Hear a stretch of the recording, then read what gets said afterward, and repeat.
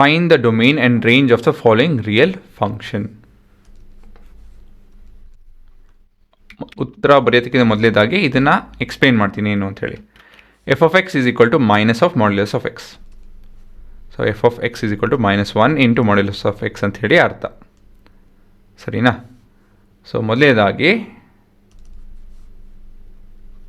Note, trying to understand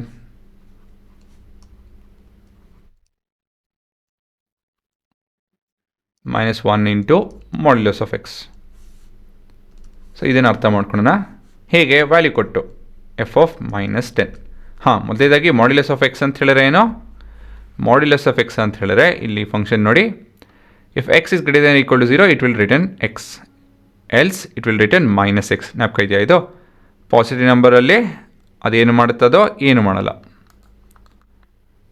positive number ಇದ್ದಾಗ ಅದೇನು ಮಾಡಲ್ಲ. ನೆಗೆಟಿವ್ ನಂಬರ್ ಇತ್ತು ಅಂತ ಹೇಳಿದ್ರೆ ಅದನ್ನು -1 ಜೊತೆ ಮಲ್ಟಿಪ್ಲೈ ಮಾಡಿ ಈ ಉತ್ತರ ಕೊಡುತ್ತೆ. 0 ಅಂತ ಹೇಳಿದ್ರೆ 0ನೇ ಅಲ್ವಾ? ಸೊ ಇದು ನಿಮ್ಮ ಬಿಹೇವಿಯರ್. ಸರಿನಾ? ಸೊ ಅದನ್ನು ಜ್ಞಾಪಕ ಮಾಡ್ಕೊಬೇಕು ಮೊದಲನೇದಾಗಿ. ಸೊ ಇಲ್ಲಿ ನಾವು ಏನಾಗುತ್ತಿದ್ದೋ -1 ಇಂಟು ಮಾಡ್ಯುಲಸ್ ಆಫ್ -10. ಆ್ಯಕ್ಚುಲಿ +10 ತೊಗೊತೀನಿ ಫಸ್ಟು. ಏನು ಮಾಡುತ್ತೆ ಮಾಡ್ಯುಲಸ್ ಫಂಕ್ಷನ್? ಈ +10ಗೆ ಏನು ಮಾಡೋದಕ್ಕಾಗಲ್ಲ, ಏನು ಮಾಡೋದಿಲ್ಲ. ಸೊ ಹಾಗಾಗಿ ಇದು -1 ಇಂಟು 10 ಇರುತ್ತೆ, ವಿಚ್ ಇಸ್ ನಥಿಂಗ್ ಬಟ್ -10 ಬರುತ್ತೆ ಅದರ ಉತ್ತರ. ಸೊ ಪಾಸಿಟಿವ್ ಇನ್ಪುಟ್ ಕೊಟ್ಟಾಗ ನೆಗೆಟಿವ್ ಆನ್ಸರ್ ಬರ್ತಾ ಇದೆ. ನೆಗೆಟಿವ್ ಕೊಟ್ಟಾಗ ಏನಾಗುತ್ತೆ ನೋಡೋಣ. -10. So -1 into modulus of -10 which is -1 into modulus of -10 ಅಂತ ಹೇಳಿದ್ರೆ +10 which is nothing but -10. Negative input ಕೊಟ್ಟಾಗ ನೆಗೆಟಿವೇ ಬರ್ತಾ ಇದೆ. ಸರಿನಾ? ಸೊ ಅದನ್ನೇ ಅದೇ ಬಿಹೇವಿಯರ್ನ ಇಲ್ಲೂ ಕೂಡ ನೋಡ್ತೀವಿ. ಸೆಟ್ ಎ ಸೆಟ್ ಬಿ ಇಲ್ಲಿ ಏನಾಗ್ತಿದೆ ಅಂತ ಹೇಳಿದ್ರೆ, set A is your domain, set B is your range. ಆಯಿತಾ?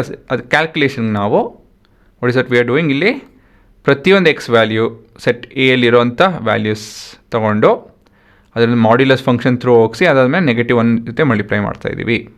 ಸರಿನಾ? ಗ್ರಾಫಿಕಲ್ ಮೆಥಡಲ್ಲಿ ನಿಮ್ಮ ರೇಂಜ್ ಕ್ಯಾಲ್ಕುಲೇಷನ್ ಇಲ್ಲಿ ನಡೀತಾ ಇದೆ ಈ ಲೈನಲ್ಲಿ. ಕರೆಕ್ಟಾ? ಸೊ ಬೇಸಿಕಲಿ ವೈ ಆ್ಯಕ್ಸಿಸ್ ಬಂದು ನಿಮ್ಮ ರೇಂಜ್ ಅಲ್ವಾ? ಸೊ ಅದನ್ನೇ ಮಾಡ್ತಾ ಇರೋದು ಇಲ್ಲಿ. So let's run this program. So ಏನು ನಡೀತಾ ಇದೆ ಇಲ್ಲಿ ನೋಡಿ. ಇಲ್ಲಿ ಪಾಸಿಟಿವ್ ವ್ಯಾಲ್ಯೂ ಇತ್ತು ಅಂತ ಹೇಳಿದ್ರೆ you will getting negative answer. Negative value ಇತ್ತು ಅಂದರೂ ಕೂಡ ನೆಗೆಟಿವ್ ಆನ್ಸರ್ ಬರ್ತಾಯಿದೆ.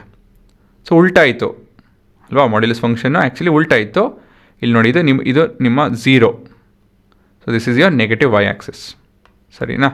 ಸೊ ಈ ರೀತಿಯಲ್ಲಿ ಇದೆ ಇದು. So the behaviour is this way. ಹಾಂ, ಸೊ ಉತ್ತರ ಹೇಗಪ್ಪ ಬರೆಯೋದು ಅಂತ ಹೇಳಿದ್ರೆ, f of x is equal to minus of modulus of x which can be return as -1 into modulus of x. ಆಯಿತಾ? So let's recall.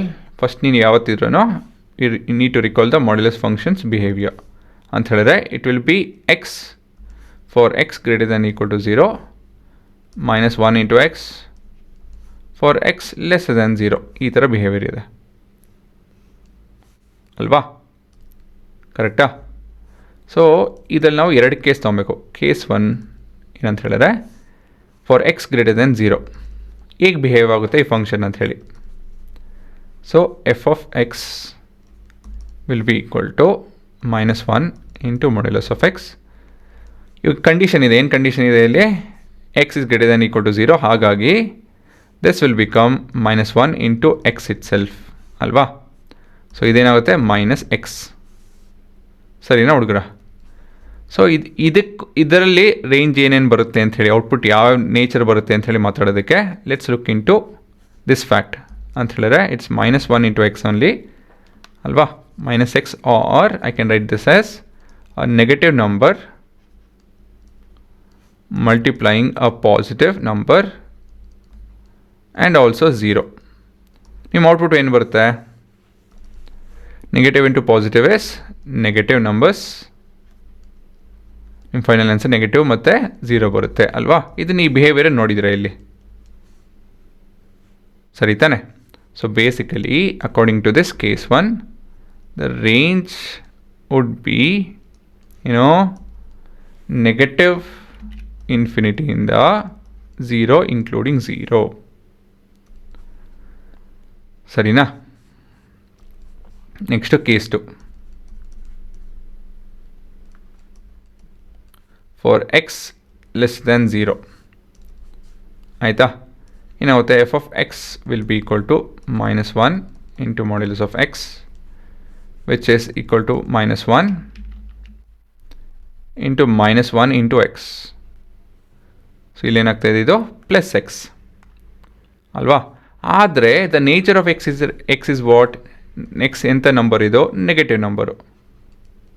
ಸೊ ನಿಮ್ಮ ಉತ್ತರ ಏನಿರುತ್ತೆ, ಯಾವತ್ತಿರೋ ನೆಗೆಟಿವ್ ನಂಬರ್ ಇರುತ್ತೆ. ಸೊ ಇಲ್ಲಿನ ಈ ಕಂಡೀಷನ್ ಪ್ರಕಾರ ರೇಂಜ್ ಏನಿರಬೇಕು?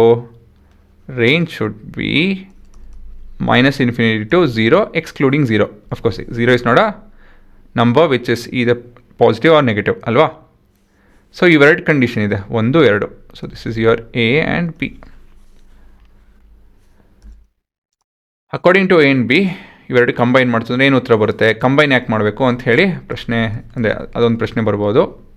The range is union of range 1 and range 2. Union ಯಾಕೆ ಮಾಡಬೇಕು ಹುಡುಗರ? ಇಲ್ಲಿ ನಾವು ನೋಡ್ಬೋದು X is greater than equal to 0. ಈ ಕಂಡೀಷನ್ ಬಗ್ಗೆ ನೋಡಿಕೊಂಡು ಈ ಉತ್ತರ ನಮ್ಗೆ ಬಂತು, ಈ ರೇಂಜ್ ಬಂತು ಅಂತ ಹೇಳಿದ್ರೆ ಇಲ್ಲಿಂದ ಈ ಮುಂದಕ್ಕೆ ಅಲ್ವಾ, 0ಇಂದ ಮುಂದಕ್ಕೆ ಹೋಗ್ತಾ ಹೋಗ್ತಾ ಎಕ್ಸ್ ವ್ಯಾಲ್ಯೂ ಇಲ್ಲೇನು ವ್ಯಾಲ್ಯೂಸ್ ಬರ್ತಾಯಿದೆ? ನೆಗೆಟಿವ್ ಇನ್ಕ್ಲೂಡಿಂಗ್ 0 ಅಂಥೇಳಿ ಅಲ್ವಾ? ಪ್ಯೂರ್ಲಿ ನೆಗೆಟಿವ್ ತೊಗೊಂಡಾಗ ಇಲ್ಲೂ ಕೂಡ ನಮಗೆ ನೆಗೆಟಿವ್ ಉತ್ತರ ಬರ್ತಾಯಿದೆ.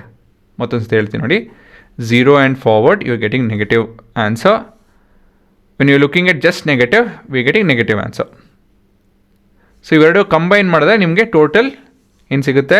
ರಿಸಲ್ಟ್ ಸಿಗುತ್ತೆ ಅಂತ ಹೇಳಿದ್ರೆ the range, the final range is a combination of range found separately. ಈ ಥರ ಸಪ್ರೇಟಾಗಿ ಕಂಡುಹಿಡಿದು ಆಯಿತಾ ಮುಂದುವರಿತೀರಲ್ಲ, so the total range will be that. ಯಾಕಂತ ಹೇಳಿದ್ರೆ ಇದು ಬರೇ ಪಾಸಿಟಿವ್ ವ್ಯಾಲ್ಯೂ, ಇದು ಬರೇ ನೆಗೆಟಿವ್ ವ್ಯಾಲ್ಯೂ, ಅವೆರಡು ಕಂಬೈನ್ ಮಾಡಿದ್ರೆ ನಿಮ್ಗೆ ಟೋಟಲ್ ರೇಂಜ್ ಸಿಗುತ್ತೆ. ಸರಿ ತಾನೆ? ಯಾಕಂತ ಹೇಳಿದ್ರೆ ಇದು ಬೇರೆ ಬೇರೆ ಕೇಸ್, ಇದು ಇದೇ ಬೇರೆ ವ್ಯಾಲ್ಯೂ, ಇದೇ ಬೇರೆ ವ್ಯಾಲ್ಯೂ. ರೇಂಜ್ ಏನಾಗುತ್ತೆ ಅಂದರೆ ಕಾಂಬಿನೇಷನಲ್ಲಿ ಬರುತ್ತೆ. ಇನ್ನೊಂದು ಎಕ್ಸಾಂಪಲ್ ಕೊಡ್ತೀನಿ ನೋಡಿ. ಇವಾಗ ಸೇ ಐ ಹ್ಯಾವ್ 2, ಇಲ್ಲಿ ಚೆನ್ನಾಗಿದೆ, ಇಲ್ಲಿ ಸೇ ಐ ಹ್ಯಾವ್ -4, 1, 5, -2.5. ಇದು ಮಾತ್ರ ನಿಮ್ಮ ಡೊಮೈನು. ಇದಕ್ಕೆ ರೇಂಜ್ ಏನು? -1, -4, -5, -2.5. ಏನಾಗ್ತಾಯಿದೆ ಇಲ್ಲಿ? For input of 1 I am getting output of -1. So ಈ ಥರ ನಾವು ಒಂದೊಂದಾಗಿ ಆ್ಯಡ್ ಮಾಡ್ಕೊಂಡು ಹೋಗ್ತಾ ಇದ್ದೀವಿ. ಸರಿ, ನಾವು are taking the union of each of this input ಅಲ್ವಾ? ಈ ಪ್ರತಿಯೊಂದು ಇನ್ಪುಟ್ ಔಟ್ಪುಟ್ ಏನಿದೆಯೋ ಅದನ್ನು ನಾವು ಒಂದೊಂದಾಗಿ ಈ ಸೆಟ್ಟಿಗೆ ಆ್ಯಡ್ ಮಾಡ್ಕೊಂಡು ಹೋಗ್ತಾ ಇದ್ದೀವಿ. ಆ್ಯಡ್ ಮಾಡ್ಕೊಂಡು ಹೋಗೋದು ಅಂತ ಹೇಳಿದ್ರೇನೋ ಯು ಟೇಕಿಂಗ್ ದ ಯೂನಿಯನ್ ಅಲ್ವಾ? ಸೊ ಯೂನಿಯನ್ ಮಾಡಬೇಕಾಗುತ್ತೆ ನಾವು. ಸರಿನಾ? ಈ ಪ್ರಾಬ್ಲಮ್ಮು ಬೇಸಿಕ್ ಪ್ರಾಬ್ಲಮ್ಮು, ಇದ್ರ ಮೇಲೆ ನಿಮಗೆ ತುಂಬ ಕಾಂಪ್ಲಿಕೇಟೆಡ್ ಪ್ರಶ್ನೆಗಳು ಕೂಡ ಬಿಲ್ಡ್ ಮಾಡ್ತೀವಿ. ಹಾಗಾಗಿ ನಾವು ಇಷ್ಟು ಡೀಟೇಲಾಗಿ ಮಾಡ್ತಾಯಿದ್ದೀವಿ. ಹಾಂ, ಇವೆರಡು ಯೂನಿಯನ್ ಮಾಡ್ತು ಅಂದರೆ ಏನು ಬರುತ್ತೆ? If I take the union of this what will I end up with? -∞ to 0 ಅಲ್ವಾ? ಇಲ್ಲಿ 0 ಮಿಸ್ಸಿಂಗ್ ಇದೆ, ಅದು ಇಲ್ಲಿದೆ. So end of it will get this answer. So ಈ ಉತ್ತರನ ಇದೇ ರೀತಿಯಲ್ಲಿ ಬರೆದು ಅರ್ಥ ಮಾಡ್ಕೊಳ್ಳಿ. Learn the concept this way. ಬೇರೆ ರೀತಿ ಶಾರ್ಟ್ಕಟ್ಸ್ ಎಲ್ಲ ಬೇಡ.